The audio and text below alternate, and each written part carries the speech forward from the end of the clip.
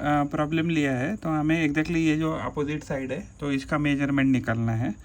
तो अगर हम मान लीजिए यहाँ से एक पैरेलल लाइन निकालते हैं, तो यहाँ से अगर ये पैरेलल लाइन निकाला तो ये मान लीजिए ये और ये सेम हो जाएगा, और यहाँ से भी तो अगर ये साइड अगर मान लो 6 है तो ये भी साइड कितना हो जाएगा हमारा, तो ये 6 हो जाएगा। तो अगर ये 4 है तो ये ऑब्वियसली ये भी 4 हो जाएगा। अगर हम यहाँ से अगर इसमें देखें तो अगर और हम यहाँ से और एक परपेंडिकुलर यहाँ से डालें स्ट्रेट लाइन, तो अगर ये भी मान लो हमने ये परपेंडिकुलर साइड निकाला तो ये साइड कितना हो जाएगा, तो 3 हो जाएगा।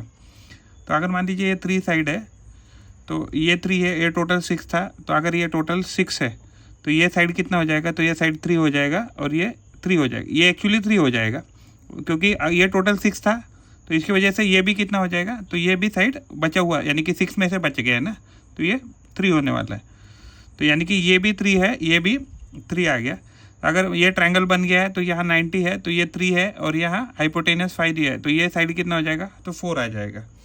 तो अगर ये 4 आ गया तो ये भी कितना आना चाहिए, 4, क्योंकि ये भी हमने इधर ये एग्जैक्टली एक स्क्वायर जैसा स्ट्रक्चर बन गया है। तो सॉरी ये रेक्टेंगल का एक स्ट्रक्चर बन गया, तो ये 3 है, तो अपोजिट साइड 3, तो ये 4 है, तो ये 4 है, तो ये ऑलरेडी 4 था, ये 4 था, तो टोटल ये अपोजिट साइड क्या आ गया, तो अपोजिट साइड आ गया 8। तो ये हमारा इसका सॉल्यूशन है। इस प्रॉब्लम में हमें जो x और y है तो इसका वैल्यू ढूंढना है, x और y का।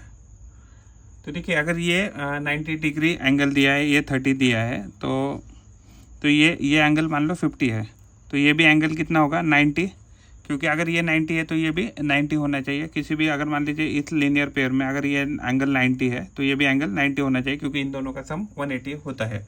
तो यहाँ इस पर्टिकुलर केस में ये कितना हो जाएगा, तो 90 हो जाएगा। 90 + 50 40 हो गया, सॉरी 140 हो गया, तो ये हो जाएगा 140।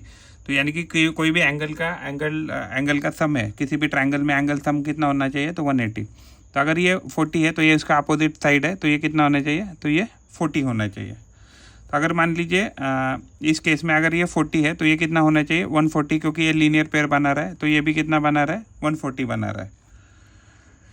तो अगर इस ट्रायंगल की बात करें तो इस ट्रायंगल में क्या हो गया, तो ये 90 है, ये 30 है, 120 हो गया, तो ये 90 है, राइट। तो ये 90, ये 30, 120 हो गया, 120 और ये प्लस कितना हो गया, 140। तो 120 + 140 कितना हो गया, तो ये 260 हो गया। तो 260 ये जो एंगल है, तो अगर मान लीजिए इस पर्टिकुलर इसकी बात करें तो ये क्वाड्रिलेटरल है, तो क्वाड्रिलेटरल की टोटल कितनी होनी चाहिए, 360। तो अगर ये ऑलरेडी मान लीजिए 260 हो रहा है, तो यानी कि ये एंगल कितना होना चाहिए, तो 100 होना चाहिए। तो अगर ये 100 है तो ये लीनियर पेयर बन गया। तो ये केस में ये अगर मान लीजिए 100 है तो ये जो y है, तो y कितना आना चाहिए, 80, क्योंकि क्या हो जाएगा, ये लीनियर पेयर है, तो y का वैल्यू आ गया 80। अगर इस ट्रायंगल की बात करते हैं तो ट्रायंगल में देखिए ये 40 था और ये 80 था, कितना हो गया, 120, और इसमें ये कितना होना चाहिए, x, तो ये x 60 होना चाहिए, क्योंकि अगर ये 60 रहेगा तो भी जाके क्या हो जाएगा कि ये ट्रायंगल का एंगल सम प्रॉपर्टी क्वालिफाई करेगा। तो ये 60 और ये 80, 140 और ये 40, 180 हो गया। तो ये हमारा इसका सॉल्यूशन है।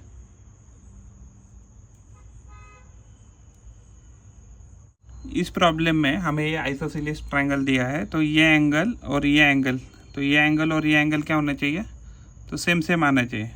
तो अगर मान लीजिए ये एंगल अगर सेम है तो ये 136 दिया है, तो ये लीनियर पेयर होने के कारण ये जो एंगल है तो ये हो गया 40, 140, ये 44 एंगल होना चाहिए। तो अगर मान लीजिए इसको अगर मैं फिलहाल y और y कंसीडर करता हूँ, तो यानी कि क्या दिया है, 2y + 44 = 180 आ गया। तो इसका मतलब इन दोनों का टोटल एग्जैक्टली क्या आ गया, 2y = 136 आ गया। तो यानी कि हमने y को यहाँ शिफ्ट कर दिया, दोनों को 2 से डिवाइड कर दिया, तो जो y है तो y का वैल्यू हो गया बेसंग 12, तो 68 आ गया। तो मान लीजिए ये जो y है तो इसका वैल्यू है 68, और ये जो ये है वैल्यू, इसका भी वैल्यू आ गया 68।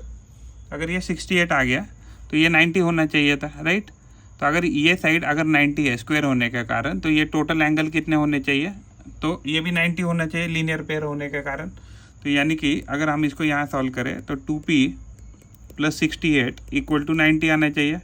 यानी 2p कितना आना चाहिए, अगर हम इसको यहाँ माइनस करें तो ये हो गया 68 तो ये 22 आ रहा है। यानी p का वैल्यू क्या आ गया, अगर दोनों साइड को 2 से डिवाइड करें तो ये इसको भी 2 से डिवाइड करें, 2 से डिवाइड करें तो p का वैल्यू क्या आ गया, 11 आ गया। तो यही हमें पूछा था p का वैल्यू क्या रहेगा, तो p का वैल्यू आ गया है 11। Square root of 33 plus square root of 256 है। तो जो स्क्वायर रूट ऑफ 256 है तो ये किसका स्क्वायर है, तो ये जो स्क्वायर है तो ये 16 का स्क्वायर है। तो यानी कि अगर हम इसको अगर अंदर लिखे तो ये क्या आ जाएगा 33, और इसका जो स्क्वायर रूट है तो इसका वैल्यू कितना आ गया, तो ये 16 आ गया। तो ये 33 प्लस 16 तो ये वैल्यू कितना आ गया, तो ये 49 आ गया। तो 49 किसका स्क्वायर रूट है, तो ये 7 का स्क्वायर रूट है। तो यानी कि इसके लिए आपको अगर स्क्वायर रूट है तो आते हैं तो ये जल्दी सॉल्व हो जाएगा प्रॉब्लम। तो इसका आंसर आ गया 7। प्रॉब्लम है हमारा square root of 5 into multiplied by square root of 5 is equal to 25 raise to x. हम दोनों साइड क्या करेंगे, स्क्वायर लेंगे। तो स्क्वायर लेने के बाद करेंगे क्या हो जाएगा, ये वैल्यू हो जाएगा। तो ये जो वैल्यू है तो ये बन जाएगा, तो ये बन जाएगा square root of 5 into square root of 5 multiplied by square root of 5 into square root of 5 is equal to 25 raise to x into 25 into x. तो ये क्या बन गया है, 25 रेज टू 2x बन गया, क्योंकि एक्स प्लस एक्स ऐड होके ये 25 रेज टू 2x बना। तो जैसे ही ये स्क्वायर हो जाएगा, इसका स्क्वायर हो जाएगा, तो एग्जैक्टली ये जो स्क्वायर रूट है और ये स्क्वायर रूट हट जाएगा, और ये वैल्यू क्या बचेगा 5 रूट 5 मल्टीप्लाइड बाय, ये वैल्यू बचेगा 5 रूट 5 मल्टीप्लाइड बाय 5 रूट 5। अगर हम इसको सॉल्व करते तो ये हो गया 5 फाइदा 25 और ये मल्टीप्लाइड बाय ये स्क्वायर रूट क्या हो जाएगा, तो इसका स्क्वायर रूट हट जाएगा इन दोनों का। इन दोनों को जब मल्टीप्लाई करेंगे तो स्क्वायर रूट हट जाएगा। तो 25 इंटू 5 तो ये हो जाएगा 125 raise to 5 raise to 2x, ये वैल्यू आ जाएगा। तो 25 क्या होता है, तो 25 किसका स्क्वायर है, तो क्यूब है, तो ये 5 का क्यूब है। तो अगर इसको 5 का क्यूब लिखे और इसको क्या लिखे 5 रेज टू 2x लिखे, तो देखिए इनके दोनों का क्या है, तो बेसिस सेम है, तो पावर सेम है, सॉरी बेसिस सेम है, तो इसकी पावर भी सेम होनी चाहिए। इसका ये क्या डिनोट करता है, 3 इज इक्वल टू 2x। अगर मैं इसको 2 से डिवाइड करूँ, अगर इस चीज़ को 2 से डिवाइड करूँ, इसको भी 2 से डिवाइड करूँ, तो मुझे क्या वैल्यू मिलता है, तो जो x है x का वैल्यू मुझे मिल रहा है 3/2। 36 डिवाइडेड बाई रूट 9, तो रूट 9 का वैल्यू कितना आता है, तो रूट 9 जो है, तो रूट 9 का वैल्यू आता है 3 एंड स्क्वायर रूट ऑफ 36 का वैल्यू कितना आता है 6। तो इनडायरेक्टली हमें क्या दिया है 36 divided by 3 divided by 3 divided by root 6 का वैल्यू है 6। तो ये हमें वैल्यू दिया है। तो इसको अगर हम फर्दर सॉल्व करेंगे तो क्या हो जाएगा, तो ये हो जाएगा 3 1 दा और फिर यहाँ 12 बचेगा, तो यानी कि 12 डिवाइडेड बाई ये वैल्यू हो जाएगा 3 1 दा 3 2 दा, तो 12 डिवाइडेड बाई 1/2। तो यानी कि हम इसको ऐसे लिख सकते हैं 12 मल्टीप्लाइड बाई 2/1। तो ये वैल्यू आ गया हमारा 12 इंटू 2, तो ये आ गया वैल्यू 24। तो ये हमारा गिवन सोल्यूशन है प्रॉब्लम का। x प्लस 9 हमें x प्लस वाई हमें 9 दिया है एंड x माइनस वाई हमें 1 दिया है। तो हमें पूछा है square root of x square minus y square क्या रहेगा। तो अगर हम इसको जो भी हमें गिवन प्रॉब्लम है, तो हमें क्या दिया है x plus y equal to 9 and x minus y equal to 1। इन दोनों इक्वेशन को हम क्या करेंगे, इन दोनों इक्वेशन को हम ऐड करेंगे, तो हमें मिलेगा 2x इज इक्वल टू 10 मिला। यहाँ 2 से डिवाइड करेंगे, यहाँ 2 से डिवाइड करेंगे, तो x इक्वल टू हमें 5 मिला। तो अगर हम जैसे ही इस इक्वेशन में डाल देंगे इसको, हमें क्या पता है x plus y equal to 9 है, तो इसका मतलब है y का वैल्यू है 9 माइनस एक्स। तो 9 माइनस 5, क्योंकि x का वैल्यू 5 है, तो ये वैल्यू क्या आ गया 4, यानी कि y का वैल्यू क्या आ गया 4 आ गया। x का वैल्यू है 5 एंड y का वैल्यू है 4, तो x स्क्वायर का वैल्यू क्या आ जाएगा 24 एंड y स्क्वायर का वैल्यू क्या आ जाएगा, तो 16। हमें क्या पूछा है x square minus y square, तो x square minus y square का वैल्यू आ गया 25 माइनस 16, तो ये वैल्यू आ गया 9। तो अगर हमें इनडायरेक्टली यही पूछा था square root of x square minus y square equal to square root of 9 हमें बताना है, तो इसका वैल्यू आ जाएगा 3। तो 3 हमारा इस गिवन प्रॉब्लम का सॉल्यूशन है। अगर हमें स्क्वायर दिया है कोई, तो अगर स्क्वायर दिया है तो इसका मतलब ये साइड कितना रहेगा 8, ये भी रहेगा 8, ये रहेगा 8, ये भी रहेगा 8, तभी जाके इसका एरिया 64 आ जाएगा। वैसे ही अगर ये 100 मीटर स्क्वायर दिया है तो ये भी साइड कितना आ जाएगा 10, ये भी आ जाएगा 10, 10 और 10, क्योंकि 10 का स्क्वायर करेंगे तभी जाके हमें 100 मिल जाएगा। तो अगर हमारे पास मान लीजिए कोई ऐसा फिगर है कि जिसमें ये कितना है 10 है, 8 है, तो ये हमेशा वैल्यू कितना आना चाहिए 6 आना चाहिए। 6 इसलिए भी आना चाहिए क्योंकि ये कौन सा है 5, 4, 3 का ट्राइंगल है। तो 5 और 3 में क्या है, यहाँ 2 से मल्टीप्लाई किया है, यहाँ भी 2 से मल्टीप्लाई किया और यहाँ भी 2 से मल्टीप्लाई, तो यहाँ 10 हो गया, यहाँ 6 हो गया, यहाँ 8 हो गया, तो यानी यहाँ 6 आ ही जाएगा। तो अभी हमें पूछा क्या है कि इसका पेरीमीटर बताइए।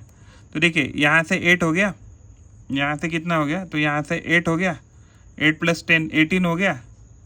तो अभी हम इसको काउंट करते हैं, तो 18 + 20, तो 18 + 20 कितना हो जाएगा ये, तो बन जाएगा 18 + 20। हमने ये भी काउंट किया, ये भी काउंट किया, ये काउंट किया, ये काउंट किया। उसके बाद बाहर से मेजर करना है ना, तो ये 6 हो गया, फिर वहाँ से ये काउंट किया तो 8 हो गया, फिर यहाँ से ये काउंट करेंगे तो बाहर से जाना है ना हमें, तो ये और 8 ऐड करना है। तो 8 कितनी बार है, 6 के बाद 8, 8 + 8, तो हम यहाँ डायरेक्ट 16 लिखेंगे। इन सारी चीज़ को, ये हो गया 38, तो 38 और ये हो गया 22, तो इसको जोड़ेंगे तो हमें 60 मिल रहा है। तो जो 60 यूनिट है, तो 60 यूनिट क्या आना चाहिए।